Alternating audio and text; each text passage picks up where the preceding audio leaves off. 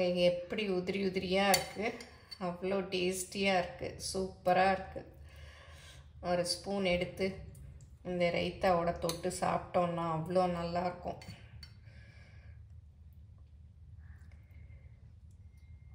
Hi friends, welcome to Annam's recipes. இன்றைக்கி இந்த வீடியோவில் 1 pot மீல் கொத்தமல்லி புலாவ் அது எப்படி செய்யலான்னு பார்ப்போம். இதை கொத்தமல்லி சாதம்னு சொல்லலாம். இதுக்கு தேவையானதெல்லாம் ரொம்ப சிம்பிள், வீட்டில் இருக்கக்கூடிய பொருள் தான். ஒரு காய்கறிகள் கூட கிடையாது. வெங்காயம், தக்காளி, கொத்தமல்லி அவ்வளோதான். அது இருந்தால் போதும், டக்குன்னு இந்த கொத்தமல்லி சாதம் பண்ணிடலாம். இதை வந்து லஞ்ச் பாக்ஸ்க்கும் கொடுத்து அனுப்பலாம், ரொம்ப நல்லாயிருக்கும். வாங்க இப்போ எப்படி செய்யலான்னு பார்ப்போம். எங்கள் ப்ராடக்ட்ஸ் எல்லாம் யூடியூப்பில் கமெண்ட்ஸ்க்கு கீழே வந்துட்டுருக்கு. அதில் போய் கிளிக் பண்ணிங்கன்னா அதோட ரேட்டு டீட்டெயில்ஸ் எல்லாமே இருக்கும். அதை கிளிக் பண்ணி நீங்கள் வேணுங்கிற பொருளை ஆர்டர் பண்ணி வாங்கிக்கலாம். இன்றைக்கி இந்த கொத்தமல்லி புலாவை இண்டஸ் வேலியோட இந்த குக்கரில் தான் செய்ய போகிறேன். இது வந்து சாண்ட்விச் பாட்டம், நல்லா ஹெவியாக இருக்கும் பாட்டமு. அப்புறம் 304 stainless steel, food grade stainless ஸ்டீலில் செஞ்சது. அப்புறம் வெயிட் வந்து நம்ம எடுக்கிறதுக்கெல்லாம் சூடாமல் அப்படி இருக்கும். அப்புறம் இதுவும் வந்து தடுக்கா பேன், அதாவது தாளிக்கிற கரண்டி, நல்ல வெயிட்டாக இருக்குது. பிடிக்கிறதுக்கும் சிலிக்கான் ஹேண்டில் இருக்குது. நம்ம என்ன வேணால் தாளித்து கொட்டிக்கலாம். கொஞ்சமாக ஃப்ரை பண்ணுறது கூட பண்ணிக்கலாம், ஆம்லெட் போட்டுக்கலாம், முட்டை கிண்டிக்கலாம், எல்லாமே பண்ணிக்கலாம். நல்லா பெருசாகவே இருக்குது.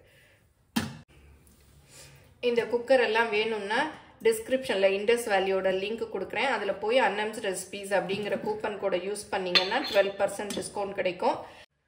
குக்கர் தான் வாங்கணும்னு இல்லை, அவங்க வெப்சைட்டில் போய் உங்களுக்கு என்ன வேணுமோ அதில் வந்து அன்னம்ஸ் ரெசிபீஸ் கூப்பன் கோடை யூஸ் பண்ணிங்கன்னா 12% அடிஷ்னலாக டிஸ்கவுண்ட் கிடைக்கும். இப்போ கொத்தமல்லி புலாவுக்கு தேவையான பொருள் பார்த்துடலாம். 1 டம்ளர் பாஸ்மதி ரைஸு கொஞ்சம் கழுவிட்டு 1 டம்ளர் தண்ணி ஊற்றி ஊற வச்சுருக்கேன். ஒரு மீடியம் சைஸ் வெங்காயம் நீளமாக கட் பண்ணியிருக்கேன். சின்னதாக ஒரு தக்காளி, ரொம்ப தக்காளி வேண்டாம். அப்புறம் தக்காளியோட டேஸ்ட்டு தான் இருக்கும், கலரும் வந்து க்ரீனாக வராது. அப்புறம் கொத்தமல்லி ஒரு கைப்பிடி, 1 டம்ளருங்கிறதுனால 1 கைப்பிடி அளவு எடுத்திருக்கேன். நீங்கள் நிறைய போட்டிங்கன்னா நிறைய எடுத்துக்கலாம். அப்புறம் அரைக்கிறதுக்கு வந்து பூண்டு வந்து ஒரு 6 பல், 3 பச்சை மிளகா, உங்களுக்கு எவ்வளோ காரம் வேணுமோ அவ்வளோ சேர்த்துக்கோங்க. ஏன்னா பச்சை மிளகா மாத்திரம்தான் காரம். அப்புறம் கொஞ்சம் இஞ்சி, எலுமிச்சம்பழம். ஏன்னா இப்போ கொத்தமல்லி அரைச்சி கொஞ்சம் நேரத்துலேயே கருப்பாயிடும். இந்த எலுமிச்சம்பழம் ஜூஸ் ஊற்றினா அப்படி கலர் அப்படி இருக்கும். அதோடு இல்லாமல் கொஞ்சம் புளிப்பு டேஸ்ட்டும் கிடைக்கும். அதனால் 1 ஸ்பூன் அளவு எலுமிச்சம்பழ ஜூஸு, கொஞ்சம் முந்திரி, அப்புறம் தாளிக்கிறதுக்கு பட்டை, 2 கிராம்பில் கொஞ்சமாக தான் போட்டிருக்கேன். அப்புறம் கிராம்பு ரொம்ப காரமாக தொண்டையை பிடிக்கும், 2 ஏலக்காய், அப்புறம் கொஞ்சம் சோம்பு ஒரு 1/4 டீஸ்பூன், அப்புறம் எண்ணெய், நெய், அவ்வளோதான். இப்போ எப்படி செய்யலான்னு பார்ப்போம். இப்போ மிக்சியில் இந்த 1 கைப்பிடி கொத்தமல்லி போட்டுக்கலாம். அப்புறம் பச்சை மிளகா, அப்புறம் பூண்டு, அப்புறம் இஞ்சி, அப்புறம் எலுமிச்சம்பழம். இதை போட்டு நல்லா அரைச்சிக்கலாம். அரைச்சாச்சு பாருங்கள், எவ்வளோ பச்சையாக இருக்குது. நம்ம எலுமிச்சம்பழம் ஊற்றினதுனால நல்லா க்ரீனாக இருக்கும், இல்லாட்டி கருத்து போயிடும்.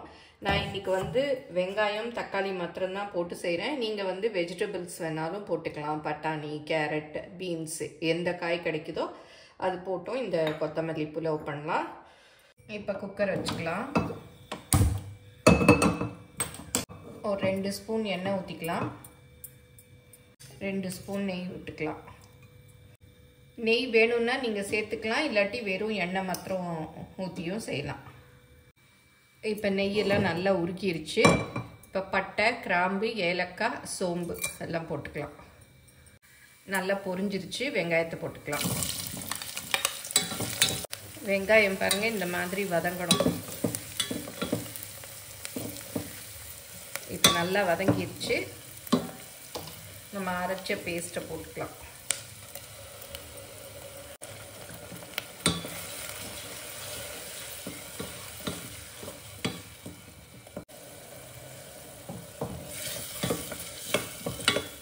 இப்போ இது நல்லா வதங்கிருச்சு. இஞ்சி பூண்டோட பச்சை வாசம்லாம் போயிடுச்சு. இப்போ தக்காளி சேர்த்துக்கலாம்.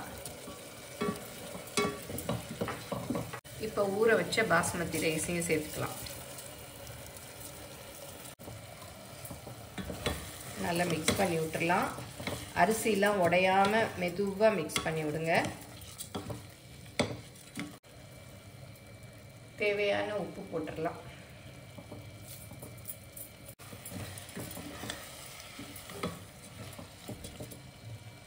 நான் இந்த டம்ளரில் 1 டம்ளர் அரிசி போட்டேன். அதுக்கு வந்து 1.25 டம்ளர் தண்ணி அளந்து வச்சுருக்கேன். அதை வந்து அப்படியே ஊற்றிடலாம்.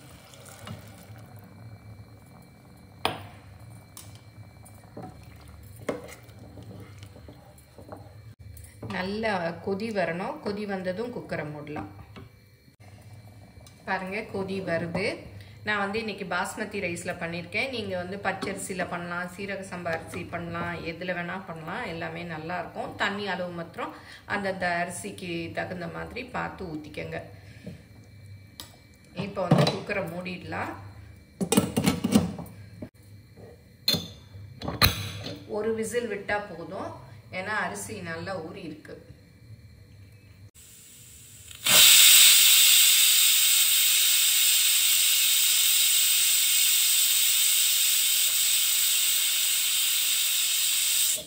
ஒரு விசில் வந்தது போதும். அடுப்பு ஆஃப் பண்ணிட்டு இறக்கி வச்சிரு. இப்போ முந்திரி வறுத்து போடலாம். ஏன்னா வெறும் பிளெயினாக கொத்தமல்லி மாத்திரம்தான் இருக்குது. அதனால நீங்கள் நட்ஸு வேணும்னா, வேர்க்கடலை எல்லாம் கூட வேணும்னாலும் வறுத்து போட்டுக்கலாம். நான் இன்னைக்கு வந்து முந்திரி மாத்திரம் வறுத்து போடுறேன். இது இண்டஸ் வேலியோடைய தாளிக்கிற கரண்டி இரும்பு. இது வேணும்னா நான் டிஸ்கிரிப்ஷனில் லிங்க் கொடுக்குறேன். அதில் போய் நீங்கள் ஆர்டர் பண்ணி வாங்கிக்கோங்க. அன்னம்ஸ் ரெசிபீஸ் கூப்பன் கோடு யூஸ் பண்ணிங்கன்னா 12% அடிஷ்னலாக டிஸ்கவுண்ட் கிடைக்கும். இதில் ஹேண்டில்லாம் பாருங்கள், சிலிக்கானில் இருக்கிறதுனால நமக்கு அப்படியே கையில் பிடிச்சி தூக்கிறதுக்கு சுடாது. இப்போ முந்திரி போட்டுடலாம். இப்போ நல்லா பொரிஞ்சிடுச்சு, ப்ரௌன் ஆகிடுச்சு, போதும். அடுப்பை ஆஃப் பண்ணிடலாம். நீங்களும் சுவையாக சமைக்கணுமா? எங்கள் மசாலா பொடிகளை யூஸ் பண்ணி பாருங்கள். அதெல்லாம் வாங்கணுன்னா ஸ்க்ரீனில் வர்ற வெப்சைட்டுக்கும் வாட்ஸ்அப் நம்பருக்கும் போய் ஆர்டர் பண்ணிங்கன்னா நீங்கள் வேணுங்கிறத வாங்கிக்கலாம். இப்போ ஆவிலாம் போயிடுச்சு, திறந்து பார்க்கலாம்.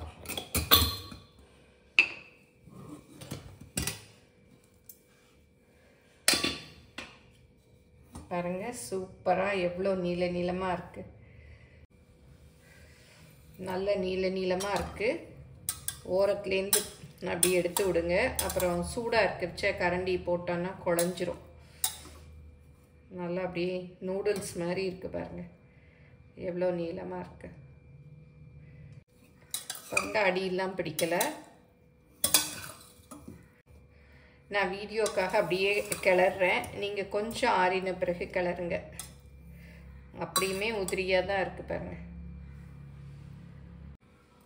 இப்போ வறுத்து வச்சுருக்க முந்திரி போட்டுடலாம். முந்திரி கொஞ்சம் நிறைய போட்டால் நல்லாயிருக்கும். ஏன்னா வெஜிடபிள்ஸ்லாம் ஒன்றும் இல்லை. அதனால் முந்திரி போட்டால் டேஸ்ட்டு கொஞ்சம் நல்லாயிருக்கும். கொஞ்சமாக கொத்தமல்லி தூவிடலாம்.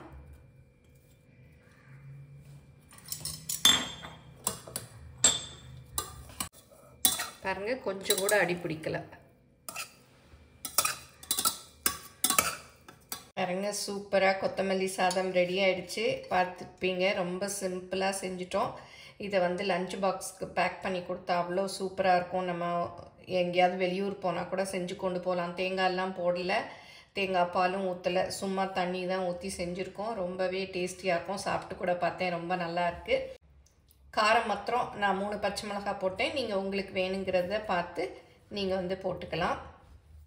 இதுக்கு வந்து தொட்டுக்கிறதுக்குன்னு ஒன்றும் வேணாம், சும்மாவே சாப்பிடவே நல்லா இருந்தது. ஆனியன் ரைத்தா பண்ணிக்கலாம், இல்லை சிப்ஸு அந்த மாதிரி, இல்லை வாழைக்காய் ஃப்ரை, உருளைக்கிழங்கு ஃப்ரை அந்த மாதிரி ஏதாவது செஞ்சு சாப்பிடலாம்.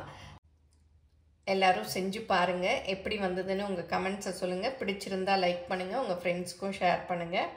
ஃபேஸ்புக், இன்ஸ்டாகிராமில் அன்னம்ஸ் ரெசிபீஸை ஃபாலோ பண்ணுங்கள். தேங்க்யூ.